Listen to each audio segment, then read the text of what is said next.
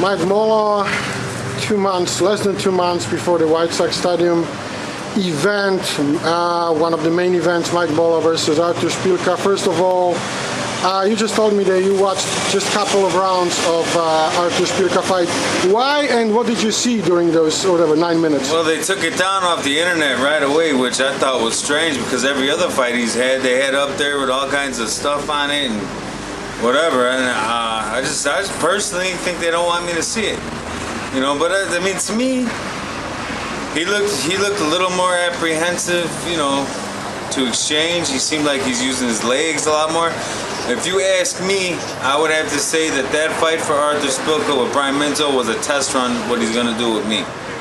So the couple rounds I seen, right as I was watching it, they took it down. You know, and I really don't think that's fair.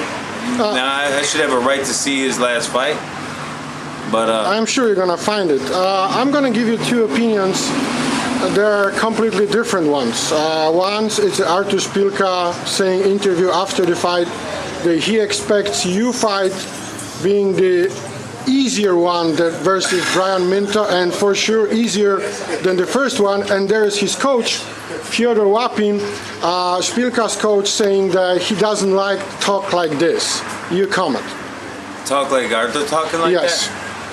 Well, I hope Artur thinks that. You know, Brian Minto is not a pushover. He's a very tough guy, and I think that he tried to get to him. He couldn't make it happen. I got to Artur. I put Artur down twice. I made him take 2 knees just because out of his own fear of fighting me. When he gets in that ring with me and he looks into my eyes again, he's gonna see an animal that will fight, that will fight at all and win at all costs. There is no barriers to what I will do, I will and will not do in there. I'm coming to fight, no matter what. I'll fight till I'm dead. I said it before, I'll say it again. That's my mentality, and all that running he's gonna do and using his legs like that, it's not gonna help him. This time around, I ain't fought in 3 years. Look what I did to the man. Exactly. This is my actual next question.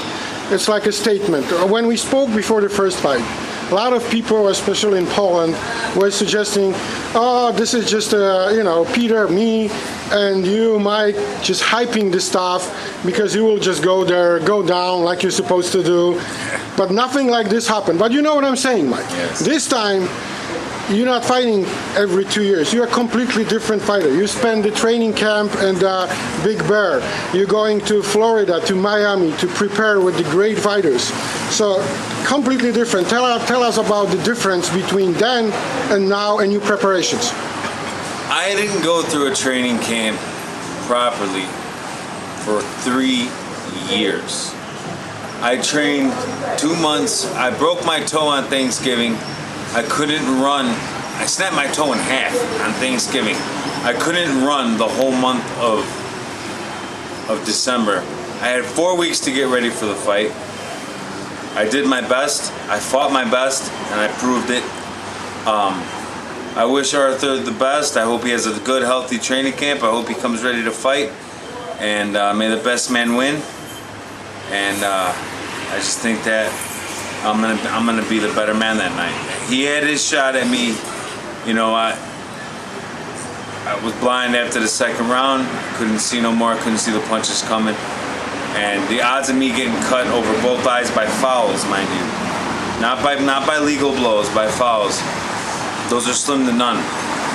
And I just pray to God that they have a competent referee in there that will be able to decipher what was legal and what was not legal, not curse at me, not deduct points from me for him falling down on his face. We got in a clinch, the man fell. They deduct a point from me with no prior warning. You know what I'm saying? A lot of people are like, "Oh, quit your crying, Mike, quit your crying." It ain't like that, man. This is a business. I'm here to make money for my family and progress in my career, okay? And all I'm looking for is a fair shake. I think I'm gonna get the fair shake in August because of how the raw deal I was dealt in February. I'm ready. I'm training every day, mercilessly, and You know, I'm coming to fight. I'm very excited. I want to thank Arthur for taking another rematch with me. Him and his team, I greatly appreciate you guys. Thank you very much for giving me another shot.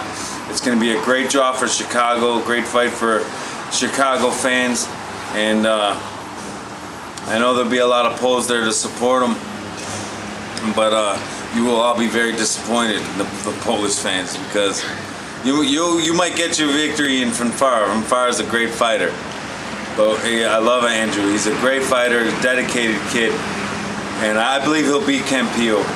He'll win that fight.